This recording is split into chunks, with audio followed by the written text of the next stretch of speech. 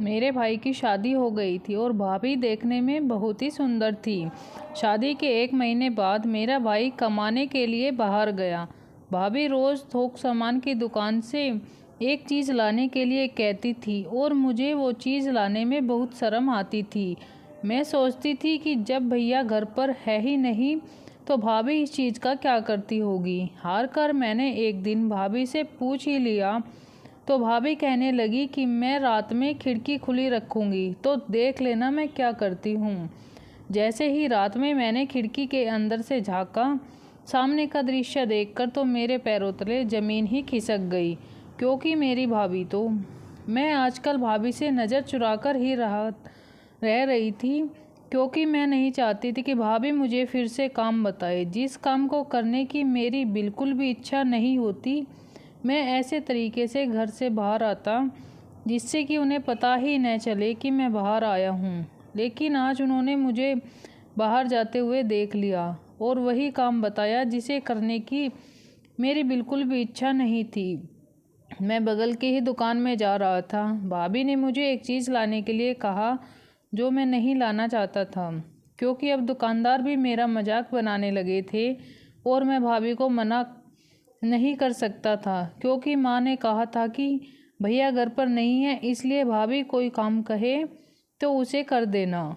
इसलिए मैं उन्हें मना नहीं कर पा रहा था।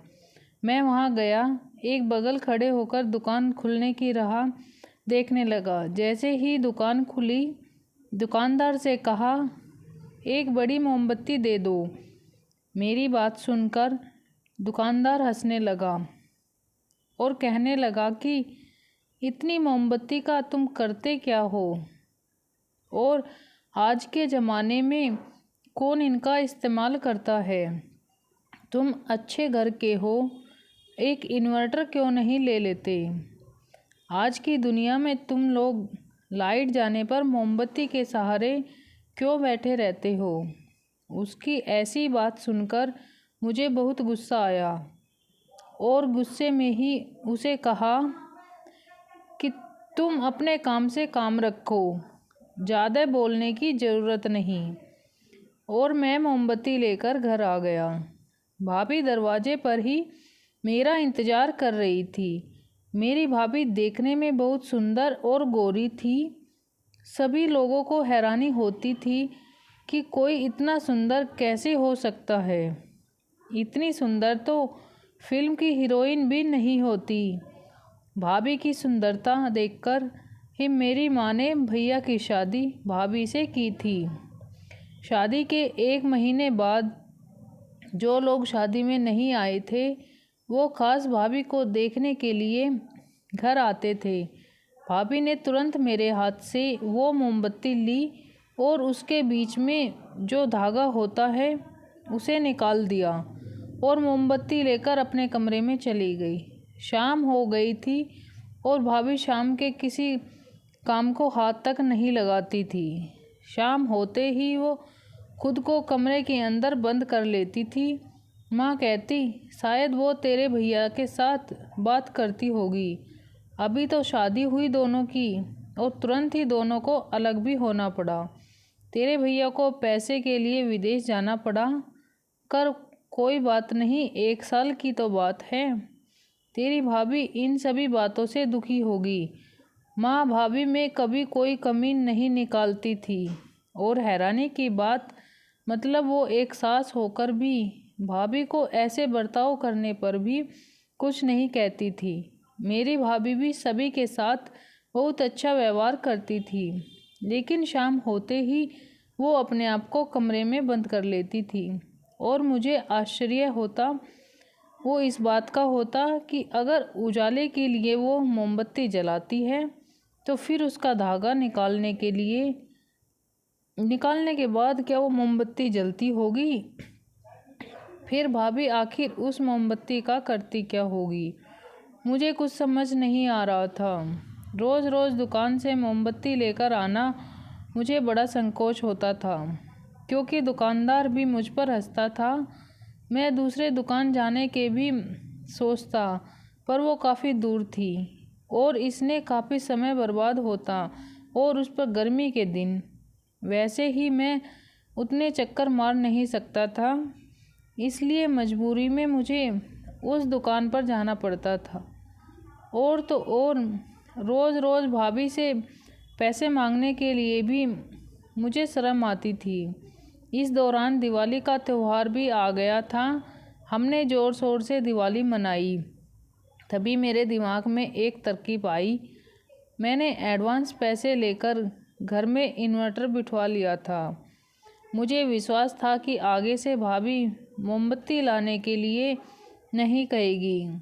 लेकिन मुझे हैरानी तब हुई जब भाभी ने कुछ पैसे देकर मुझे मोमबत्ती लाने के लिए कहा। मैंने भाभी से कहा, अब तो घर में इन्वर्टर है, फिर आपको मोमबत्ती की क्या ज़रूरत है। भाभी ने मुझे कोई उत्तर नहीं दिया और अपने कमरे में चली गई। आखिर नई इलाज होकर जो काम मुझे पसंद नहीं था वो करना ही पड़ता था। एक दिन गुस्से में आकर मैंने भाभी से पूछ ही लिया, आखिर आप इस मोमबत्ती का करती क्या हो।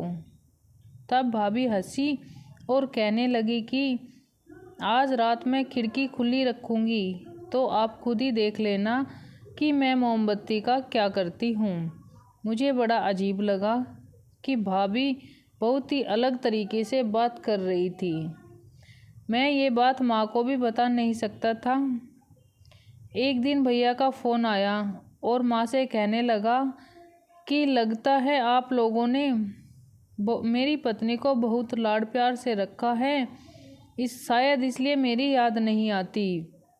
वो तो मुझे फ़ोन तक नहीं करती।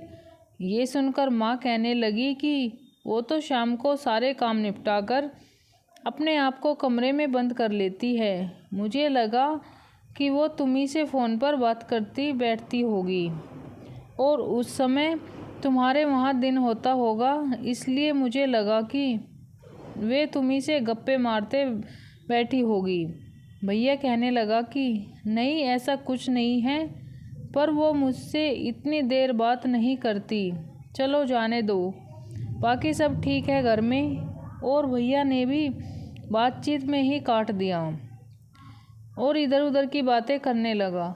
मात्र माँ को अब भाभी पर संदेह होने लगा था, इसलिए माँ ने अब भाभी को रात का सारा काम करने के लिए कह दिया था, क्योंकि इसमें भाभी काम में व्यस्त हो जाएगी। हम लोगों को देर रात में खाना खाने की आदत थी। भाभी शुरुआत में 2-3 दिन तो काम किया, पर बाद में टेंशन में रहने लगी और कहने लगी कि मैं रात के काम नहीं कर सकती। एक तो शादी होते ही आपने मेरे पति को परदेश भेज दिया और अब घर के सारे काम मुझसे ही करवाते हो। मैं सुबह का सारा काम कर सकती हूँ, लेकिन रात का काम मुझसे नहीं होगा। इस बात को लेकर माँ और भाभी में काफ़ी लड़ाई होने लगी। रोज़ रोज़ की इस लड़ाई से मैं तंग आ चुका था। अब मैंने मन बना लिया था कि मैं पता करके ही रहूँगा कि आखिर भाभी मोमबत्ती का करती क्या है। वैसे भी भाभी ने कहा था कि मैं खिड़की खुली रखूँगी, तब आप देख लेना कि मैं क्या करती हूँ। भाभी की रूम कोने वाली थी, क्योंकि उनकी नई नई शादी हुई थी और उन्हें प्राइवेसी मिल सके, इसलिए वो रूम उन दोनों को दे दी। मुझे ये बात ठीक नहीं लग रही थी, क्योंकि एक तो रात का समय और उस पर अगर किसी ने मुझे देख लिया कि मैं भाभी के कमरे में झांक रहा हूँ तो मेरी ही बदनामी होगी। माँ ने भी मेरे बारे में क्या सोचेगी कि तुझे भाभी के कमरे में झांकने की ज़रूरत ही क्या है।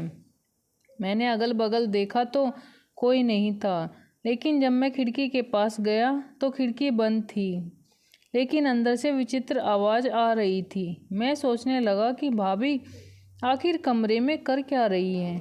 बहुत देर तक सोचता रहा कि भाभी से पूछूं या नहीं। फिर मैंने उनसे कहा कि आपने खिड़की बंद क्यों कर रखी थी। तो कहने लगी कि मतलब आप मुझे देखने आए थे, मैं तो मजाक कर रही थी और आपको शर्म नहीं आती ऐसा करते हुए, मेरे कमरे की खिड़की से झांकते हुए। मैंने शर्म से गर्दन नीचे कर ली और कहा कि मैं भी मजाक ही कर रहा था, मैं वहाँ आया ही नहीं था। मेरा ऐसा कहने पर हंसी और बोलने लगी कि कोई बात नहीं, मैं खिड़की खुली रखना भूल गई थी। मुझे भाभी का ऐसा व्यवहार बड़ा अजीब लग रहा था। मेरी माँ को भी भाभी के ऐसे व्यवहार से तकलीफ़ होने लगी और वो भाभी का तिरस्कार करने लगी। दूसरे दिन रात में मैं फिर राह देख रहा था कि आज खिड़की खुली होगी, और जब मैं भाभी के कमरे की तरफ जाने लगा तो माँ ने मुझे देखा और रोक लिया। कहने लगी कि तुम इधर कहाँ जा रहे हो? मैंने कहा कि मेरे दोस्त का फ़ोन आया, इसलिए बात करने बाहर जा रहा हूँ। इस पर माँ कहने लगी कि बात तो कमरे में बैठकर भी हो सकती है न, बाहर जाने की क्या ज़रूरत है। वो मुझ पर चिल्लाने लगी। आखिर मैं माँ के सामने अपने कमरे में आ गया। रात में जब मुझे यकीन हो गया कि माँ अब गहरी नींद में सो गई है, तब मैं फिर से भाभी के कमरे के बाहर आया, पर इस बार भी खिड़की बंद थी और कमरे से अजीब सी आवाज़ आ रही थी। मैंने गौर करके वो आवाज़ सुनने की कोशिश की कि कहीं भाभी भैया की याद में रो तो नहीं रही होगी, पर उनके व्यवहार से ऐसा कुछ लग तो नहीं रहा था। और भैया तो कह रहा था कि मुझे ठीक से बात भी नहीं करती। क्या तुम लोगों ने उस पर ज़्यादा काम का बोझ लाद दिया है? ऐसा तो कुछ भी नहीं था। फिर ये आवाज़ कैसी थी? अब मैं बहुत चिढ़ सा गया था। दूसरे दिन मैंने भाभी से कुछ नहीं कहा। हो सकता है वो मेरे साथ मजाक कर रही हो। रोज़ कहती कि आज मैं खिड़की खुली रखूँगी, पर वे वैसा कुछ करती नहीं थी। मैं रोज़ रात में चोरी की तरह उनके कमरे के बाहर चक्कर मारता रहता था। अब तो मुझे ही टेंशन होने लगी थी, इसलिए मैंने अब सोच लिया था कि अब मैं ये सारी बातें दिमाग से निकाल दूँगा। वैसे भी मुझे उनकी पर्सनल ज़िंदगी में दखल देना ठीक नहीं लग रहा था, और दूसरों को वे मुझे मोमबत्ती लाने के लिए कहे जा रही थी। फिर मैं करता भी क्या? एक दिन अचानक भैया का फ़ोन आया कि इस शहर का माहौल बहुत ख़राब होता जा रहा है, इसलिए मैं 3 महीने की छुट्टी लेकर घर आ रहा हूँ। हम सब ये बात सुनकर बहुत खुश थे, लेकिन भाभी का चेहरा मुरझाया हुआ था। उनके चेहरे पर डर साफ नज़र आ रहा था। वे कहने लगी कि ऐसी अफवाहें तो उड़ती रहती हैं, उन्हें क्या ज़रूरत है तुरंत वहाँ से आने की? अगर काम नहीं करेंगे तो पैसे कहाँ से आएंगे? ये सुनकर माँ से रहा नहीं गया, और माँ भाभी से कहने लगी कि एक तो तेरा पति इतने दिनों बाद घर आ रहा है, इस बात को तुझे खुश होनी चाहिए, और तू है कि पैसे को लेकर बैठी है।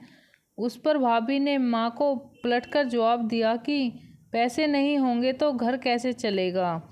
एक तो आपका ये बेटा कोई काम करता नहीं, और मुझे बच्चों के ट्यूशन लेने पड़ते, जिसके सहारे अपना घर चलता है। और माँ भाभी से कुछ कहती इससे पहले मैंने ही माँ को शांत कर दिया और उसे उसके कमरे में जाने के लिए कहा। घर का माहौल अब बहुत ख़राब रहने लगा था।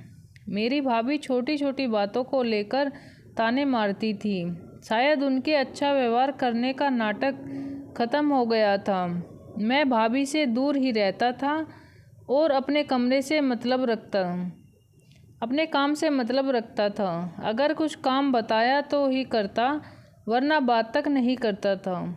एक दिन मैं फ़ोन पर बात करते हुए भाभी के कमरे के सामने होते हुए बाहर जा रहा था।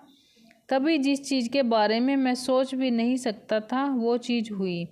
भाभी के कमरे की खिड़की खुली हुई थी और लाइट भी चालू थी। मैंने अंदर का दृश्य देखने के लिए थोड़ा झांका, और सामने जो कुछ था उसे देखकर मेरे पैरों तले ज़मीन खिसक गई। अब मुझे समझ आ गया कि भाभी को इतनी परेशानी क्यों होती है, क्योंकि भाभी गर्म मोमबत्ती अपने हाथों पैरों में लगाती थी। पिघली हुई मोम लगाकर जब भाभी सामने बैठी थी तब वे बड़ी अजीब दिख रही थी। अचानक उनकी निगाह मुझ पर गई। मैं तुरंत घबराया हुआ अपने कमरे में आ गया। वो सब देखकर रात भर मुझे नींद ही नहीं आई। सुबह होते ही मैंने भाभी से पूछा कि रात में आप वो सब क्या कर रही थी। उस पर भाभी कहने लगी कि तुम्हें क्या लगता है मैं दिखने में इतनी सुंदर कैसे हूँ? मैं रोज़ रात मोम पिघलाकर अपने शरीर पर लगाती हूँ, जिससे मेरे शरीर की सारी डेड स्किन निकल जाती है और उसी वजह से मैं इतनी सुंदर हूँ। अब मुझे समझ आया कि ये सब और कुछ नहीं, भाभी की मूर्खता है। कोई अपने ही शरीर पर कोई कैसे अत्याचार कर सकता है, और जो व्यक्ति खुद को इतनी चोट पहुंचा सकता है वो दूसरों के साथ भी कुछ भी कर सकता है। उसके बाद मैंने भाभी से बात करना ही बंद कर दिया था और न ही किसी को कुछ बताया था। थोड़े दिनों बाद भैया भी घर आ गए थे और पता नहीं क्यों भैया भाभी की रोज़ लड़ाई होती थी। शायद भैया को भाभी के शादी के पहले के अफेयर के बारे में पता चल गया था। लड़ाई इस हद तक बढ़ गई थी कि भैया यहाँ तक कहने लगे कि यह पागल औरत है, अजीब सी हरकतें करती है, अजीब व्यवहार करती है, इसके साथ मैं नहीं रह सकता। और दोनों की लड़ाई बढ़ते बढ़ते तलाक तक पहुँच गई। हम सभी ने भैया को बहुत समझाने की कोशिश की। भाभी भी गुस्से में अपने मायके चली गई और वापस लौटकर ही नहीं आई। थोड़े दिन बाद वहाँ से तलाक के पेपर्स आए। पता नहीं क्यों पर भाभी को अपनी सुंदरता पर बहुत गर्व था, पर यह समझ नहीं आ रहा था कि ऐसा करके वो क्या हासिल करना चाहती थी। आखिर में दोनों का तलाक हो गया। मेरा भैया माँ से कहने लगा कि शादी करते समय तूने सिर्फ उनका चेहरा देखा था, उसका चरित्र, उसकी बुद्धि नहीं देखी। शादी को खेल नहीं होता माँ, सिर्फ सुंदरता देखकर तुम उसे घर ले आई और मेरे पास भी भैया को कुछ कहने के लिए शब्द नहीं थे। तो दोस्तों, आज की कहानी आपको कैसी लगी कमेंट करके ज़रूर बताना। वीडियो अच्छी लगी तो लाइक और शेयर करना। चैनल पर नए हैं तो चैनल को सब्सक्राइब ज़रूर करना।